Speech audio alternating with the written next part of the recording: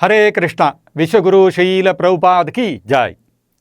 The philosophy of the Gaudiya Vaisnava Parampara is distinguished from other philosophies, even other Vaishnava philosophies, by some very nuanced, refined and pinpointed understandings of devotional service and how it is executed. One among several unique concepts in the Gaudiya Vaisnava Parampara is the significance of the position of the spiritual master, the Guru. With immense meticulousness and with razor-sharp accuracy, our Acharyas have identified the different kinds of Gurus, Vartma Pradarshaka Guru, Shiksha Guru and Diksha-guru. And they have defined lucidly, with brilliant perspicuity, the functions of each kind of Guru. Such distinction is, in all probability, very unique to the Gaudiya Vaisnava siddhanta. Out of all the different kinds of Gurus, Gaudiya Vaisnava siddhanta accords the highest stature and importance to the diksha-guru. So much so that one can have only one diksha-guru in one's life, and that too eternally, forever. Not only that, the fact that the diksha-guru is to be worshipped as good as God, as Sakshad Haritvena, is another revelation which is a very defining characteristic of the Gaudiya Vaisnava siddhanta. The spiritual master, the diksha-guru, is to be considered as good as Krishna. The diksha-guru's words, his instructions, have that kind of incredible potency to deliver the disciple from the material world to the spiritual world, to the lotus feet of Krishna. And the diksha-guru's words and instructions are utterly inviolable, just like Krishna's words. Following the diksha-guru's instructions and orders are absolutely central to one's spiritual life. The diksha-guru's orders are the fulcrum on which the entire possibility of our going back to Godhead rests. In the Srimad Bhagavatam, Canto 7, Chapter 15, verse 25 purport, Srila Prabhupada says, just by treating the root cause of an ailment, one can conquer all bodily pains and sufferings. Similarly, if one is devoted and faithful to the spiritual master, he can conquer the influence of Sattoguna, Rajoguna and Tamoguna very easily. Yogis and Jnanis practice in many ways to conquer the senses, but the Bhakta immediately attains the mercy of the Supreme Personality of Godhead through the mercy of the spiritual master. Yasya prasadat bhagavat prasado. If the spiritual master is favorably inclined, one naturally receives the mercy of the Supreme Lord. And by the mercy of the Supreme Lord, one immediately becomes transcendental, conquering all the influences of Sattoguna, Rajoguna and Tamoguna within this material world. This is confirmed in Bhagavad-gita. Sagunan samatityaitan brahma bhuyaya kalpate. If one is a pure devotee acting under the directions of the Guru, one easily gets the mercy of the Supreme Lord and thus becomes immediately situated on the transcendental platform. So, it is very evident, like the brilliance of the sun itself, that the confidential gateway to spiritual success is to please the diksha-guru by carrying out all his instructions, all his orders faithfully, devotedly, unwaveringly, uninterruptedly and implicitly. Probably in no other philosophy is the significance of adhering implicitly to the diksha-guru's orders emphasized more forcefully than in our Gaudiya Vaisnava siddhanta. Srila Prabhupada again reiterates this in chapter summary to Srimad Bhagavatam's Canto 7, Chapter 15 thus. The best process for advancing in devotional service is to abide by the orders of the spiritual master. For only by his direction can one conquer the senses. Unless one is completely Krishna conscious, there is a chance of falling down. So, abiding by the orders of the diksha-guru is imperative for one's advancement in Krishna consciousness. The same thing is explained by Srila Prabhupada more elaborately in the Srimad Bhagavatam, Canto 7, Chapter 15, verse 45 purport thus. The spiritual master is certainly very merciful to his disciples and consequently, by satisfying him, a devotee gets strength from the Supreme Personality of Godhead. Sri Chaitanya Mahaprabhu therefore says, Guru Krishna Prasade Pai Bhakti Lata Bij. One must first please the spiritual master, and then one automatically pleases Krishna and gets the strength with which to cross the ocean of nescience. If one seriously desires to return home, back to Godhead, one must therefore become strong enough by pleasing the spiritual master.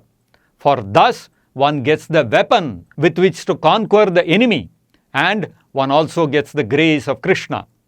Simply getting the weapon of jnana is insufficient. One must sharpen the weapon by serving the spiritual master and adhering to his instructions. Then the candidate will get the mercy of the Supreme Personality of Godhead. So here, Srila Prabhupada says that one must first please whom? Not Krishna. One must first please the spiritual master, and then one automatically pleases Krishna. That means even Krishna's mercy will be bestowed upon us only when we please our diksha-guru. And how do we please our diksha-guru? By adhering to his instructions. We cannot directly achieve Krishna's mercy. While so much emphasis has been placed on abiding by, following, obeying the orders of the diksha-guru, simultaneously, the disastrous ramifications of not following the orders of the diksha-guru is also explained elaborately by Srila Prabhupada. Like in the Srimad Bhagavatam, Canto 7, Chapter 12, Verse 11 purport, Srila Prabhupada says, in spiritual life, one must conduct one's whole life under the guidance of the Guru.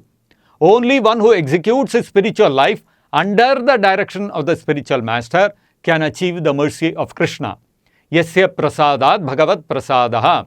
If one desires to advance in spiritual life, but he acts whimsically, not following the orders of the spiritual master, he has no shelter. Yasya prasadan nagatihi kutopi. That means, if we do not follow the orders of the diksha-guru, then we will become shelterless. In other words, we will be abandoned by Krishna in the lap of the witch of Maya. Disobeying the order of the diksha-guru is that gravely consequential. Srila Prabhupada reiterates the same thing in the Srimad Bhagavatam, Canto 7, Chapter 15, Verse 41 purport thus. It is said therefore, Atmanam rathinam vidhi, shariram rathamevacha. The body is just like a chariot or car in which one may go anywhere. One may drive well, or else one may drive whimsically, in which case it is quite possible that he may have an accident and fall into a ditch. In other words, if one takes directions from the experienced spiritual master, one can go back home, back to Godhead. Otherwise, one may return to the cycle of birth and death. Here, Srila Prabhupada warns us that simply taking initiation from a diksha-guru is not enough. By great fortune, if we have received the shelter of a bona fide diksha-guru, then we must strictly, meticulously, rigorously, conscientiously, scrupulously obey his orders and instructions. If we do not, if we disobey the spiritual master, then we risk continuing in the cycle of birth and death. So someone may question, but what about Shastra then?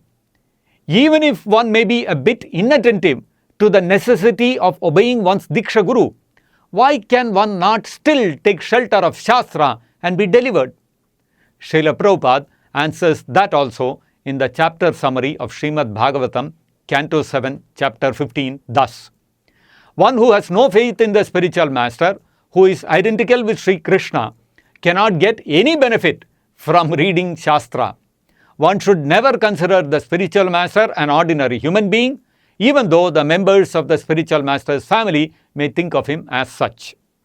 So, if one does not obey one's diksha-guru, if one does not have the faith that one's diksha-guru is as good as God, if one does not have the faith that one's diksha-guru is identical with Sri Krishna, if one does not understand that one's diksha-guru is not an ordinary human being, if one does not accept that the diksha-guru's words are as good as shastra, then, as Srila Prabhupada says, one cannot get any benefit from reading shastra. So you see, following one's diksha-guru's order is of such paramount importance. If we disobey the diksha-guru's order and think Krishna will protect one, Krishna will not. If we disobey the diksha-guru's order and think that we can progress in spiritual life by reading shastra, then such shastric scholarship will not give us any benefit, it will not give us any progress in spiritual life. In other words, the absolute necessity of obeying one's diksha-guru's orders is considered indispensable for one's spiritual life in Gaudiya Vaisnava siddhanta. The absolute necessity of obeying one's diksha-guru's order is placed on the highest pedestal for the disciple, higher than even shastra. This is the conclusion of Gaudiya Vaisnava siddhanta. Listen yourself to Srila Prabhupada emphatically drive home this all-important conclusion of the Gaudiya Vaisnava siddhanta in this lecture which Srila Prabhupada gave on Srimad Bhagavatam, recorded on 2nd of June 1976. But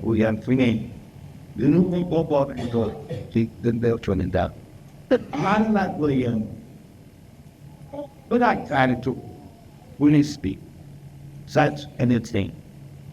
I've wasted. Yeah, on the well bad thing that about I'm very final. That is final. The noble term is that thing of whatever had released training. To them, now I eat speak the same thing. Because we have got the knowledge on the right soul. It is Guru. Guru means one who has received the knowledge from the right soul and distributed this again in something like Gita. It is Guru. Guru was saying because he delivering the right.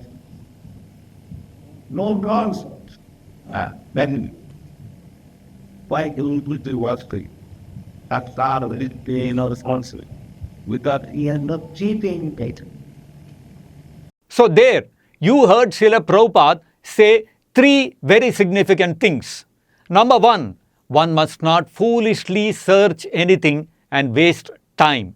Instead, one must hear from a bona fide spiritual master.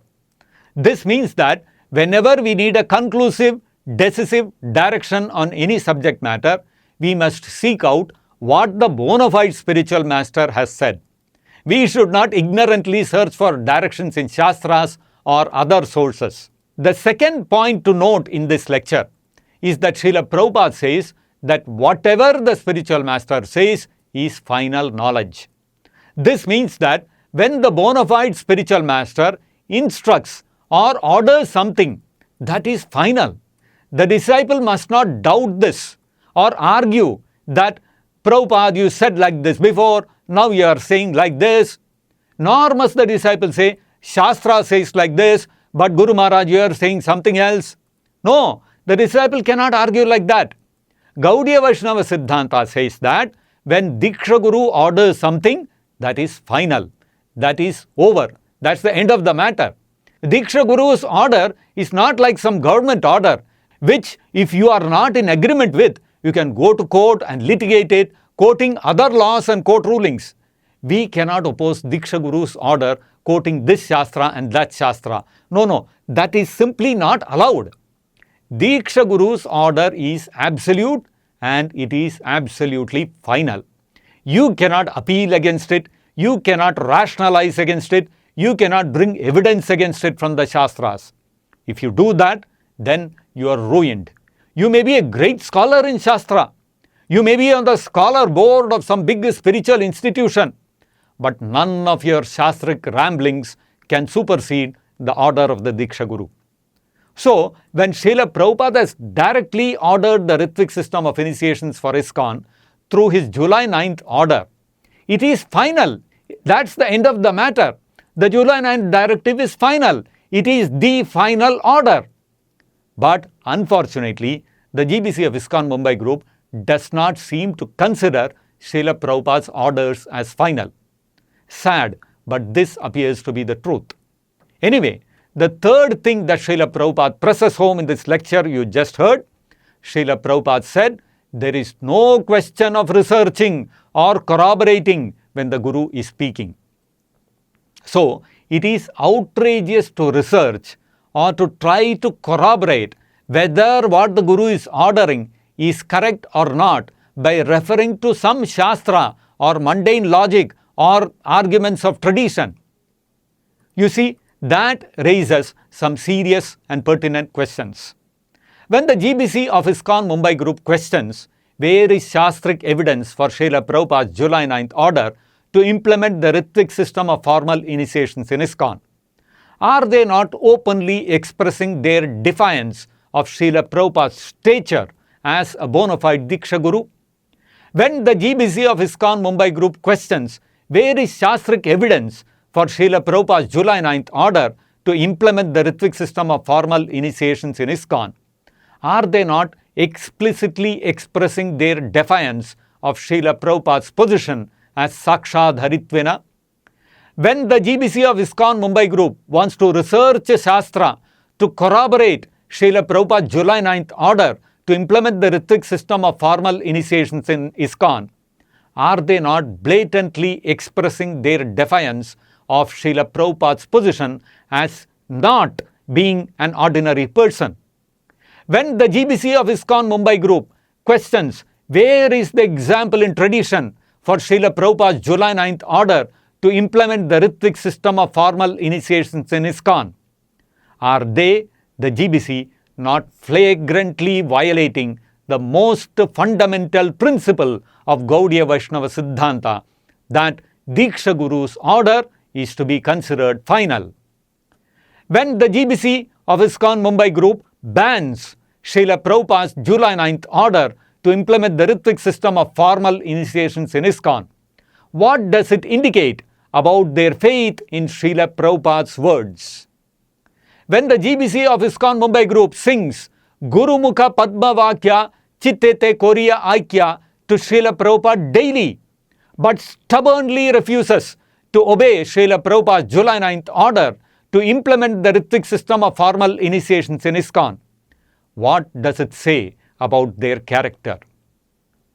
When the GBC of ISKCON Mumbai group obdurately imposes its concocted and deviant unauthorized diksha-guru system upon ISKCON, is not the GBC driving ISKCON recklessly and whimsically towards disastrous accident after accident, just as it has done in the past as well? Well, whatever the answers to those questions may be, if you do not want to be called a hypocrite, if you do not want to be accused of offending the spiritual master, if you do not want to be accused of committing Vaishnava aparadh against Srila Prabhupada, if you do not want to be accused of deviating from the parampara, if you do not want to displease Krishna, if you do not want to be accused of promoting an apasampradaya of GBC no objection diksha gurus, then you have no other choice than to embrace Srila Prabhupada's July 9th order, Srila Prabhupada's order to implement the Ritvik system of formal initiations in ISKCON as final. The July 9th directive of Srila Prabhupada is his order on initiations in ISKCON, particularly after his disappearance. Hence, the July 9th order is final. Let us accept Srila Prabhupada's July 9th order as final.